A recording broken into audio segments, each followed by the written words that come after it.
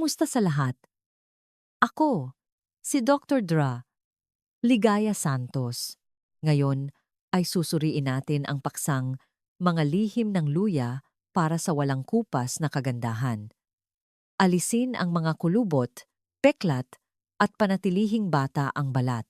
Naku, mga nanay at tatay, may pagkakataon ba na tumayo kayo sa harap ng salamin, hinawakan ang inyong pisngi, at napabuntong hininga? Ang mga crow's feet sa gilid ng mata, ang mga maitim na peklat at mantsa ay dumarami araw-araw. Madalas nating naririnig na ang edad ay kaaway ng kabataan. Pero naniniwala ba kayo na sa malalayong lugar, may mga babae na kahit 60 o 70 anyos na, ang kanilang balat ay nananatiling makinis at mukhang dalaga? Gumagamit kaya sila ng mahiwagang gamot? Aba, hindi po. Ang sikreto nila ay nasa loob mismo ng ating kusina. Isang murang gulay na nakikita ninyo araw-araw iyon ay ang luya.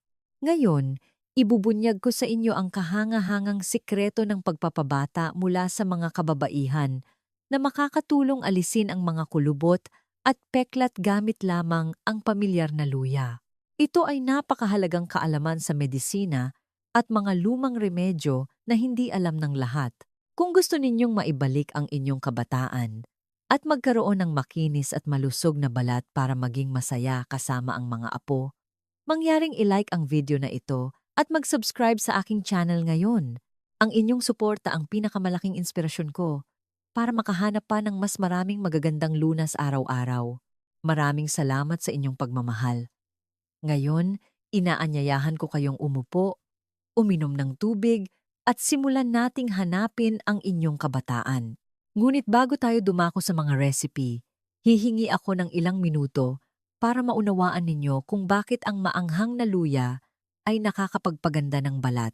Tila walang saysay, hindi ba? Kung pahiran natin ng luya, mainit at baka makasama sa balat. Ayon sa modernong pananaliksik sa medisina at tradisyonal na gamot, ang luya ay parang ginto para sa kalusugan at kagandahan. Una, ang luya ay naglalaman ng napakahalagang compound na tinatawag na gingrone. Isipin ninyo ang gingrone bilang isang malakas na hukbo ng mga bodyguards na lumalaban sa proseso ng oksihenasyon. Kapag tayo ay tumatanda, ang mga selula ng balat ay inaatake na nagiging sanhi ng mga kulubot at peklat. Pipigilan ng gingrone ang pag-atake na iyon, puprotektahan ang mga selula ng balat, at pababagalin ang pagtanda ng balat. Pangalawa, ang maanghang na katangian ng luya ay nakakatulong na pasiglahin ang sirkulasyon ng dugo. Mapapansin ninyo, kapag maganda ang sirkulasyon ng dugo, ang ating balat ay magiging mapula at buhay. Sa matandang balat, ang mga daluyan ng dugo ay madalas na humihigpit at ang balat ay nagiging maputla. Ang luya ay tutulong na gisingin ang mga daluyan ng dugong ito, magdadala ng sustansya upang pakainin ang balat at natural na magpapabanat dito. At ang ikatlong espesyal na bagay, naniniwala ang mga kababaihan na ang luya ay nakakatulong na bawasan ang melanin, ang salarin sa likod ng mga dark spots at peklat. Ngunit ang luya ay napakainit. Kung hindi gagamitin ng tama, maaari itong magdulot ng pangangati o kahit paso sa balat. Kaya paano ito gagamitin ng tama, ligtas, at epektibo tulad ng mga kababaihan? Sundin ng mabuti ang bawat recipe na ito.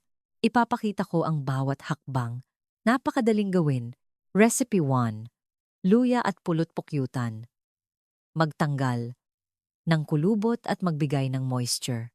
Ang unang recipe na ito ay para sa mga nababahala sa kanilang tuyo at malaking balat na maraming maliliit na kulubot sa noo at sulok ng bibig. Ang kombinasyon ng luya at pulot pukyutan ay isang kahangahangang tagapagligtas. Ihanda ang mga sumusunod. Isang piraso ng sariwang luya na kasing laki ng hinlalaki, isang kutsaritang purong pulot pukyutan, at isang kutsaritang rose water kung mayroon. Kung wala, ayos lang. Narito ang paraan ng paggawa. Una, hugasan ang luya upang matanggal ang dumi.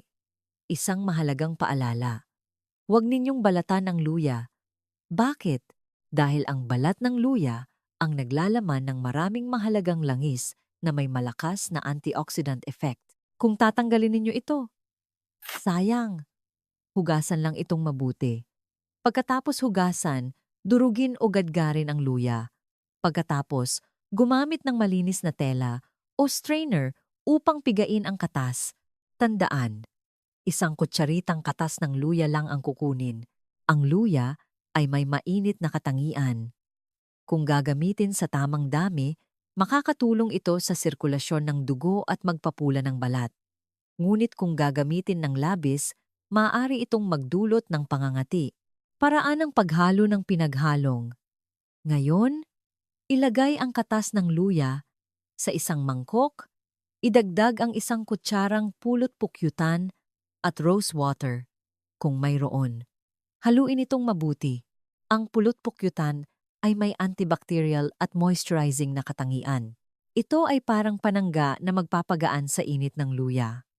Kapag pinagsama ang dalawang ito, magkakaroon tayo ng gintong pinaghalong, may bahagyang bango at napakabanayad sa balat. Tapos na ang pinaghalong, oras na para tamasahin ang resulta, narito ang paraan ng paggamit. Una, hugasan ang mukha ng malinis gamit ang maligamgam na tubig. Ang maligamgam na tubig ay makakatulong sa pagbukas ng pores. Handa nang tumanggap ng sustansya. Susunod, gumamit ng cotton pad o ang inyong malinis na daliri. Pahiran ng pantay ang pinaghalong sa buong mukha. Isang maliit na tip. Pagtuunan ng pansin ang masusing pagmamasahe sa gilid ng mata at sulok ng bibig, kung saan madalas naninirahan ang mga kulubot. Ang pagmamasahe ay dapat mula sa ibaba pataas at mula sa loob palabas upang makatulong sa pagtaas ng muscles ng mukha. Ngayon, humiga at mag-relax. Makinig sa isang light music sa loob ng 15 hanggang 20 minuto. Sa oras na ito, mararamdaman ninyong bahagyang umiinit ang inyong mukha. Huwag mag-alala. Ito ay isang napakagandang senyales na ang luya ay gumagana. Nagpapasigla sa sirkulasyon ng dugo sa ilalim ng balat at nagpapataas ng produksyon ng collagen. Sa wakas, pagkatapos ng 20 minuto, hugasan ng malinis ang mukha gamit ang malamig na tubig upang lumiit ang pores. Para sa recipe na ito, mangyaring subukan itong regular na gawin 2 beses sa isang linggo. Hindi na kailangan ng mas madalas, ang mahalaga ay ang pagiging regular. Pagkatapos lamang ng humigit kumulang 1 buwan, mararamdaman ninyo na ang inyong balat ay mas malambot at makinis. At sa salamin ay makikita ninyo na ang mga mababaw na kulubot ay lumabo. Ang balat ay magiging mas mapula at buhay. Opo, ang luya at pulot pukyutan na recipe ay ang kaaway ng mga kulubot. Ngunit alam ko ang pinakamalaking problema ng marami sa inyo, mga kababaihan, minsan ay hindi lang kulubot ang problema kundi ang mga mantsa, mga itim na patches na nakakapit sa pisngi na nakakasira ng ganda at nagpapamukha sa atin ng mas matanda, hindi ba? Kaya wag munang patayin ang video dahil ang pangalawang recipe na ito ang numero 1 kaaway ng mga mantsa at dark spots. Panoorin natin. Recipe 2. Luya, yogurt, at turmeric. Gamot sa peklat at pampaputi.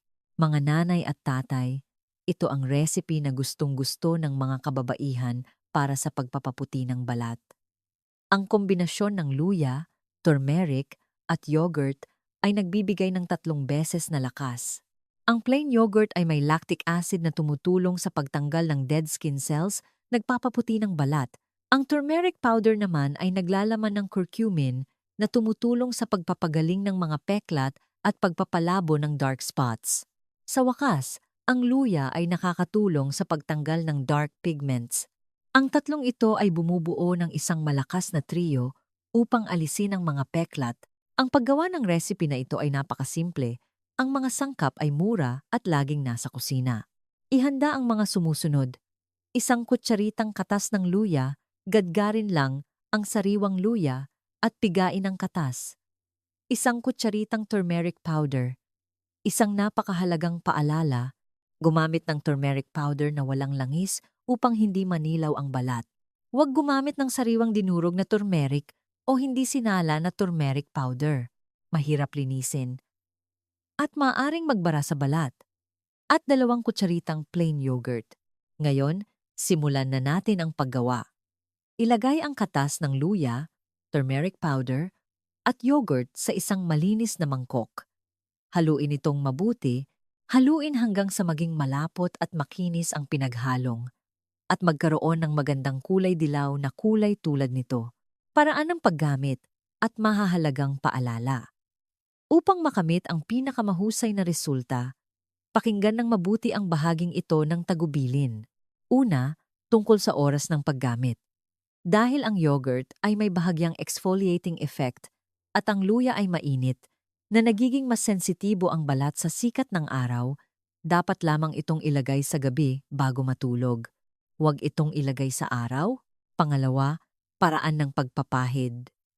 Pagkatapos hugasan ng malinis ang mukha, magpahid ng manipis na layer ng pinaghalong sa buong mukha, ngunit mas pahiran ng mas makapal sa magkabilang pisngi, ang mga lugar na maraming dark spots at mancha. Pangatlo, tagal. Humiga at mag-relax. Makinig sa isang light music sa loob ng humigit kumulang 15 minuto, pagkatapos ay hugasan ng malinis gamit ang malamig na tubig. Maging matyaga po kayo. Ang mga mancha ay napakatigas. Hindi ito mawawala sa isang araw o 2 araw. Ngunit naniniwala ako na kung gagawin ninyo ito ng regular, 2 o 3 beses sa isang linggo, kasama ang maingat na proteksyon mula sa araw kapag lumalabas. Pagkatapos lamang ng humigit kumulang 2 buwan, ay magugulat kayo kapag tumingin sa salamin. Ang balat ay kapansine-pansing magiging mas maliwanag. Ang mga mancha ay lalamunin na magpapabata sa inyo ng ilang taon. Kaya, inalagaan na natin ang ating balat sa labas.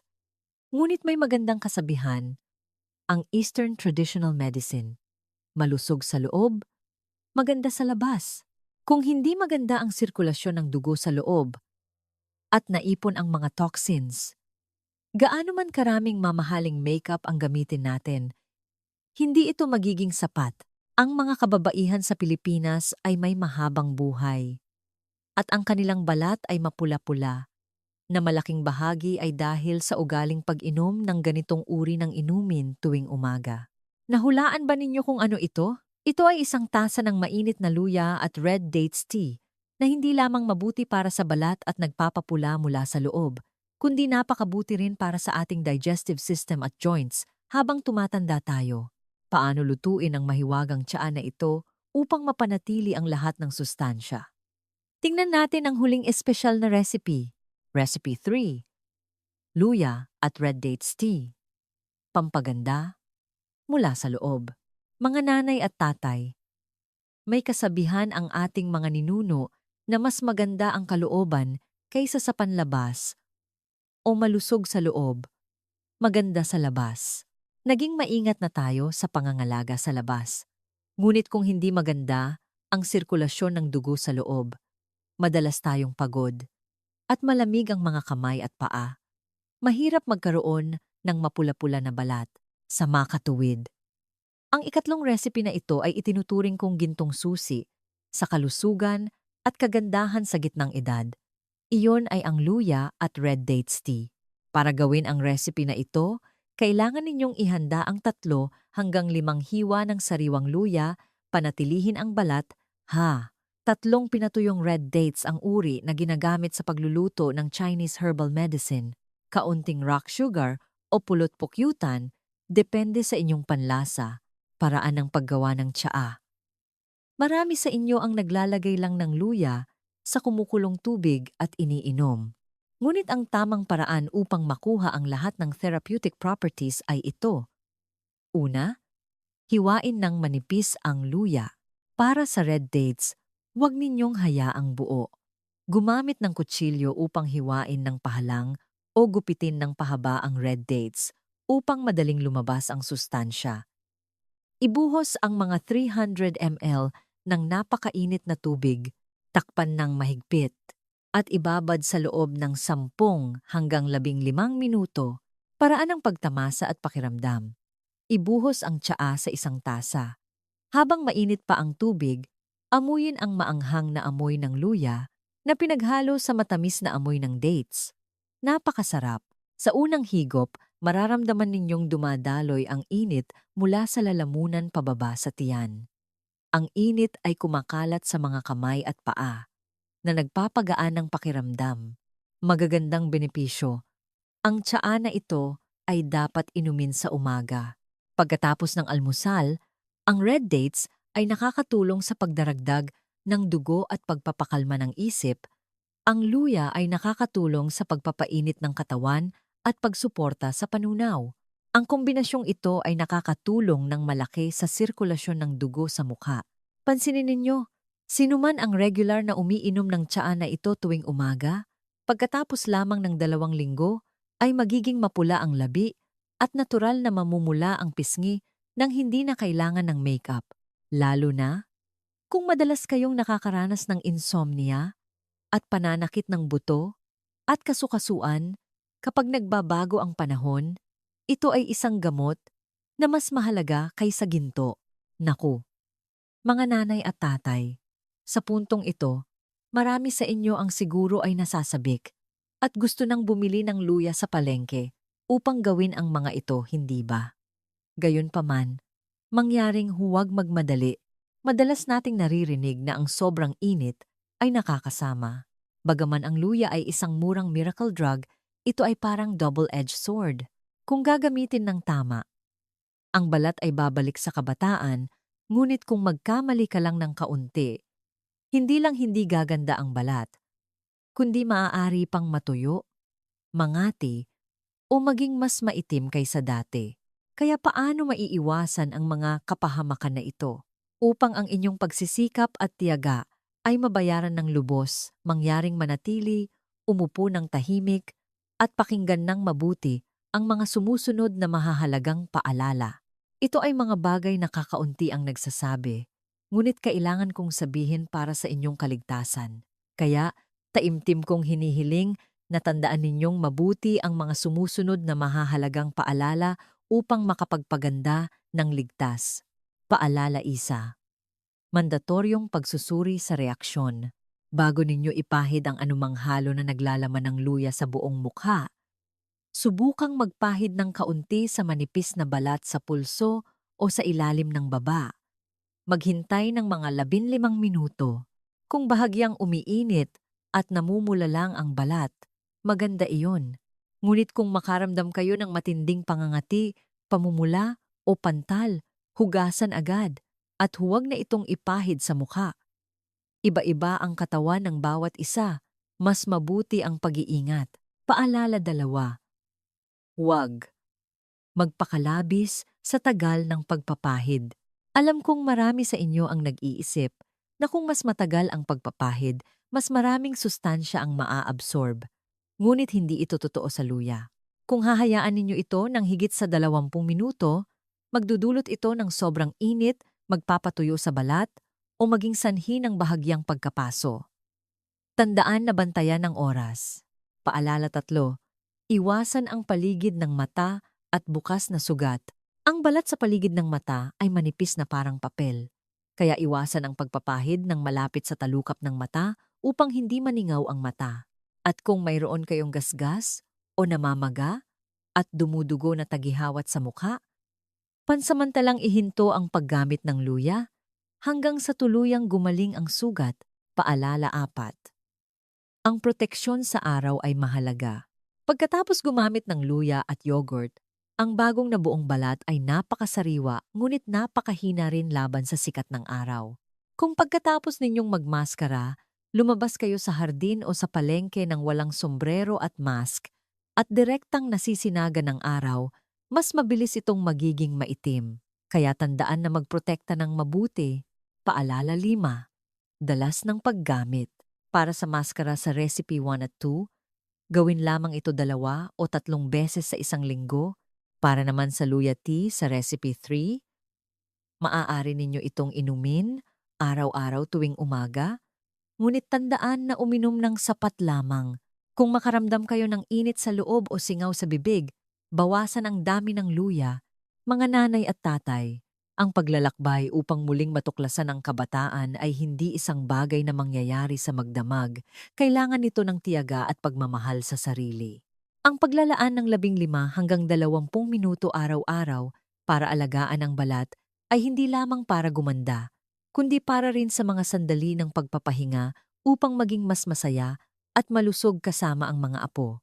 Umaasa ako na sa mga taos-puso at detalyadong pagbabahagi ngayong araw, nagkaroon kayo ng isang simple, mura, ngunit epektibong sikreto na magagamit ninyo sa bahay. Lubos akong umaasa na makakatanggap ng inyong feedback pagkatapos ninyong subukan ito. Kung nakita ninyong kapakipakinabang ang video na ito at naniniwala kayong tapat ang aking mga ibinahagi, mangyaring suportahan ako sa pamamagitan ng pagpindot sa like button upang ang video na ito ay makarating sa mas maraming tao. Huwag kalimutang mag-subscribe sa aking channel at i-click ang icon ng kampana sa tabi upang hindi ninyo mapalampas ang anumang video tungkol sa kalusugan at kagandahan na ibabahagi ko sa hinaharap. At mas maganda pa, ibahagi ninyo ang video na ito sa inyong mga ina, lola, kapatid at kaibigan. Kung sama-sama tayong gaganda at lalakas, doble ang saya, hindi ba? Muli, nais kong batiin kayo ng mabuting kalusugan, payapang kaluluwa at panatilihin ninyo ang walang kupas na kagandahan. Paalam at hanggang sa susunod na mga video sa aking channel.